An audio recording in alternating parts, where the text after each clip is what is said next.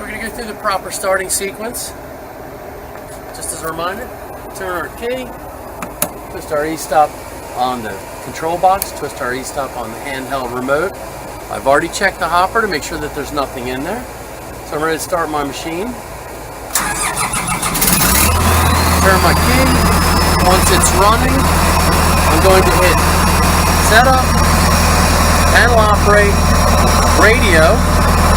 You're going to notice it says radio communication is lost. I'm going to push and hold this green button for a second. We now have communication. I test my throttle, which I know is going to work because I see my TX and RX light blinking.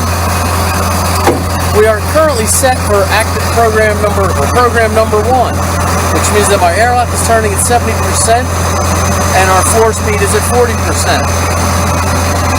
When I'm ready to do that, I'm going to hit my material start on the panel, material start here, and you can see that our airlock is moving, our chain is moving, our pick wheel is moving.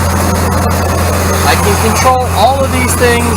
Even though this is set for program 1, I can increase or decrease the speed of the chain by hitting my material speed up or down.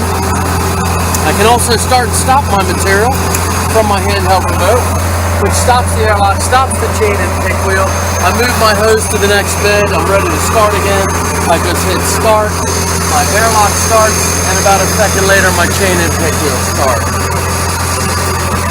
In the event of an emergency, or when I'm certain that my hose is clear, my hopper is empty, I can hit e-stop from here, which tells me clearly on the panel, hey, it's been stopped via radio, e-stop, or here, or turn the key. That's starting this. You know that our program settings we can adjust, we can make changes, we can save them, or we can always go back and load the defaults at any point in time. Hit escape to get back to the previous screen.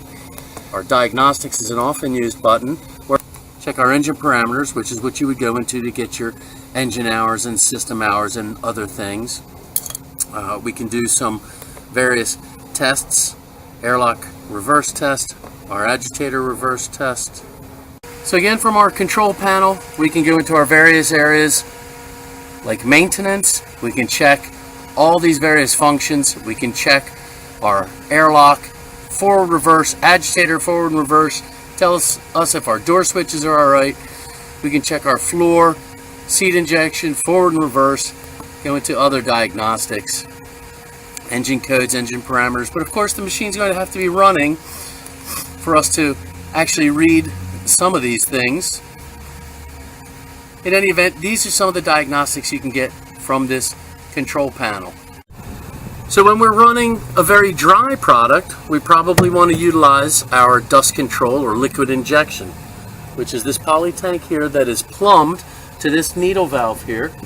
Utilizing an electric pump or a diaphragm pump, all we really have to do is open this ball valve and set our pump to the on position, in which case we're going to go to setup and we're going to see this button right here that says water off. We push that button, our water is now on. So this pump will operate when the engine is running, and it's going to send water down this hose to this point, and we're going to control that through the use of this needle valve that's just going to slightly mist the product as it's coming out of the discharge. And it works quite well to reduce the dust. There's other things that you can do in here on this panel. You can obviously change your program from 1, 2, or 3, which is going to adjust your floor speed and your airlock speed. But again, you can do that from no program or any program using the handheld remote. And we also can go to the quick dump feature. And for those of you that are not familiar with the quick dump feature, all that is running our floor speed at the maximum speed, bypassing the airlock. The airlock will not move. We open up our back door, and when the quick dump feature is running, contents of the hopper will dump out the back door and pile up behind the machine. So there's a certain number of things that need to be done to this machine each day. Once you're certain that you've brought this thing back, the hopper is empty, the hose is empty, you want to make sure that your airlock is empty. It would be my recommendation that you never store this with anything in the airlock. It's just going to gather moisture, and after sitting for a period of time, we all know that that can lead to damage. So I like to periodically open my airlock,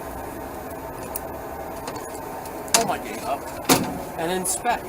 Take a look at my airlock, take a look at my chain, check the tension of my chain, which is in your manual. I would refer you to your manual without going too deep into the maintenance here, but in your manual it describes to you how to check the tension of the chain and where to adjust it. There's slack adjustment towards the front, slack adjustment bearings that again is in the manual.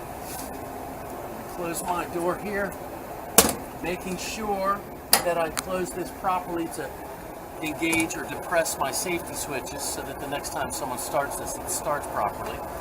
There are access panels or plates on the side of either side of this airlock. 2 bolts that I believe are 3/4 inch. Remove these bolts, pull these plates, and clear out what has built between the end of the rotor and this housing here. And if you periodically clean it up, it's very easy to clean. If you wait too long, you're probably going to need a hammer and chisel. This front clean out, a little bit challenging to get to, but it is accessible nonetheless. There's a cotter pin in this rod. You pull that cotter pin, pull the rod through, pull that door up, and just clear out what has built up in the front of this chain. Your radiator is going to need periodic maintenance. And when I say periodic maintenance, you want to make sure that the front screen is clean, clear, and you also want to occasionally flush this with water. And when I say flush it with water, I mean the whole thing. Not with a pressure washer, but with a garden hose. So you want to flush this whole thing out with water, not just concentrating on where the fan is blowing, but all around the entire radiator to make sure that it's got all its cooling capacity.